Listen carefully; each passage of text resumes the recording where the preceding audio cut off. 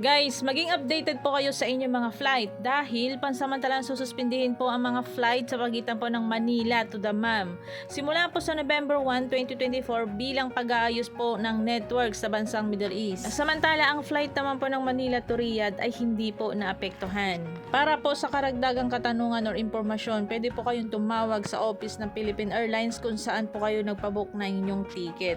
Sa may mga confirmed ticket na po simula November 1 onward, pwede po kayong magtanong sa office po ng Philippine Airlines. Kung gusto nyo man i-refund, pwede naman po. O kaya pwede nyo namang ibabago ang inyong rota, wag lamang pong dadaan sa Dammam.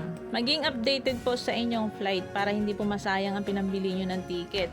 Ugalihin din po natin i-check kung ilang kilo lang po ang pwede nating ilagay sa ating mga bagahe. Isang OFW sa Dammam ang pauwi po ng Pilipinas. Pinagtatapon niya po ang kanyang gamit dahil sobra-sobra po ang nilagay niya sa kanyang maleta. Kahit ayaw niyang tanggalin or itapon dahil bigay ito ng kanyang amo, wala pa rin siyang nagawa dahil wala siyang pambayad ng kanyang excess baggage. Ayon po sa ating kababayan, ang binayaran lang po ng kanyang amo ay 25 kilo lamang ang pwede niyang ilagay sa kanyang bagahe. Pero nagsobra-sobra si OFW kaya tinapon niya ito sa airport. Tungkol naman po sa requirements, pauwi po ng Pilipinas this coming September po ay wala pa rin pong pagbabago. Ganun pa rin po. Guys, ulitin ko po, kung nakapagpabook po kayo sa Philippine Airlines mula November 1 onward, dumabag po kayo kung saan po kayo nagpabook.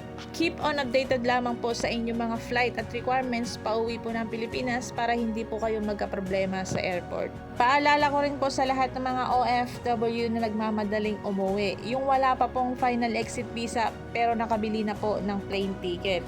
Guys, siguraduhin nyo po pag bumili po kayo ng plane ticket ay meron na po kayong final exit visa. Dahil pag wala pa po kayong final exit visa, baka ma-expired po ang inyong mga plane ticket, sayang po. Kaya kung sagot mo ang plane ticket or ikaw ang bibili ng iyong plane ticket, tanongin mo muna iyong amo kung kailan kanya bibigyan ng final exit visa.